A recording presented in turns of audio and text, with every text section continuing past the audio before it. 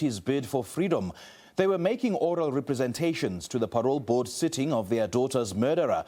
Moodley wants to be granted parole after serving 15 years of his life sentence. He abducted Matthews from Bond University in 2004, held her captive and demanded ransom money from her family and then killed her. Leigh Matthews' body was found in Walkerville, south of Johannesburg in early 2000. Her killer is now pinning his hopes on parole, a process which the family says has reopened their wounds. The chairman of the parole board concluded by saying to grant Moodley parole would be an insult to justice.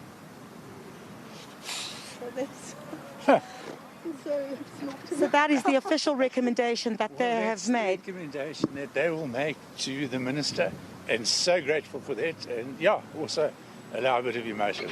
So we asked him about who else was involved in the murder, and he just waffled around and took us down a journey that we didn't even ask for. And it was always me, I'm the victim. The family argues before the parole board, among others, that Donovan Moodley refused to be interviewed by an independent clinical psychologist who'd be able to ascertain whether or not he remains a danger to society. They say Moodley's refusal must weigh heavily against his parole bid. The conclusion today was that the offender has to attend to other programs. In our language, we call it further profiling, meaning there are other interventions that must be made before that profile is to be brought back to the parole board.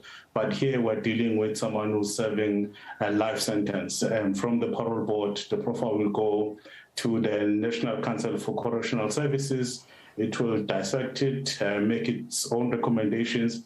Thereafter, it will move to the minister, who will eventually make the final decision. Civil society supporting the Matthews family has called for a transparent and fair process. We want this message to be that we are not taking a wishy-washy approach. A life sentence is a life sentence. You perpetrate such crimes, you land up in prison, the system will deal with you. We want our laws to stand. You know, we don't want them to be reimagined in a way that makes us feel unsafe. Because this man is going to be released into a community that has got young women like Leigh, into a community where he has access to resources. We don't know if he's rehabilitated enough to not consider committing the same crime. A process the Matthews family hopes will not see their daughter's killer be released. Criselda Lewis, SABC News in Johannesburg.